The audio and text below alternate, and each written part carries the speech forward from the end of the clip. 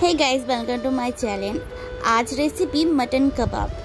तो एखाने आमरा 350 ग्राम मटन निয়েছি আর এখানে বড় সাইজের দুটো পেঁয়াজ নিয়েছি কেটে। তোমরা ছোট পেঁয়াজও নিতে পারো, কিন্তু চারটে লাগবে তার জন্য।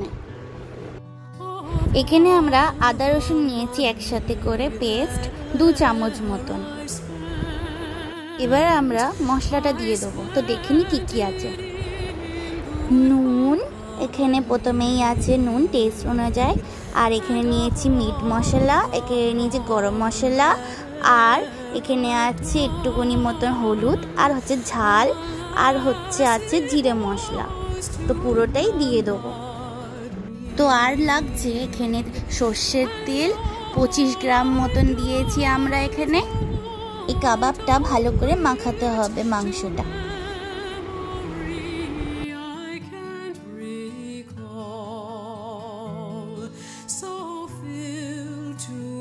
আর লাগছে বেসন, ছোট বাটির পুরো 1 বাটি। তো ভালো করে মাখাতে হবে।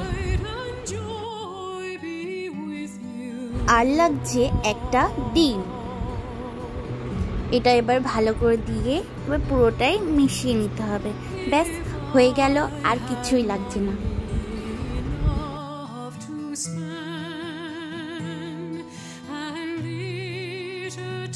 তো এটা পুরোপুরি মেশানো হয়ে গেছে। তো এবার আমরা এটা 30 মিনিটের জন্য ঢাকা দিয়ে দেবো। এখানে একটা কড়া বসিয়ে নিয়েছি।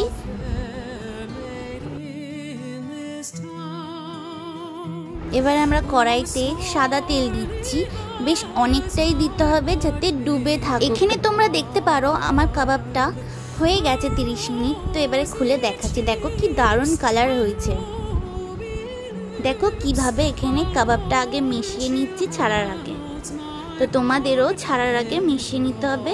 ঠিক এই হাতে হালকা হাতে চেপে চেপে গোল গোল করে কাবাবটা দেখো। আর আমি এখানে পুরো কাবাবটা দিয়ে দিচ্ছি একটার উপরে একটা।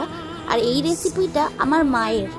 একবার তোমরা বাড়িতে অবশ্যই ট্রাই করো আর কমেন্ট করে বলো কেমন লেগেছে তোমাদের। তোমাদের খুব ভালো লাগবে, এটা আমি বিশ্বাস করে বলছি। এটা আমি গ্যারান্টি নিয়ে বলছি, কেন যে এই রেসিপিটা আমার মায়ের। আমাদের তো খুব ভালো লাগে। তোমরা একবার অবশ্যই রান্না করে দেখো, তোমাদেরও খুব ভালো লাগবে। হালকা হাতে একটা একটা করে ঘুরিয়ে দিতে হবে, উলট পালট করে দিয়ে দিতে হবে। একের এক যাতে না চেপকায় তার জন্য হালকাভাবে করতে হবে এটাকে। দেখতে পারো কালারটা কতটা চেঞ্জ হয়ে এসছে আগের থেকে। তো ঠিক এরকমভাবে উল্টে উল্টে করতে হবে।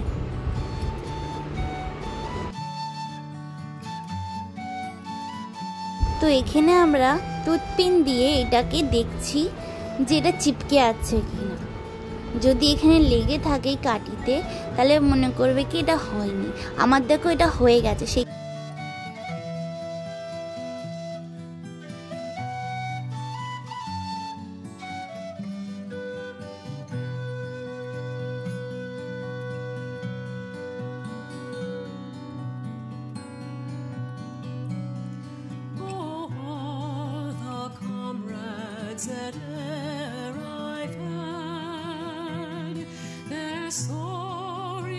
দেখতেই পাচ্ছ খুব সুন্দর হয়েছে আর খুব কচমচে হয়েছে। বিশ্বাস করো তোমাদেরও খুব ভালো লাগবে।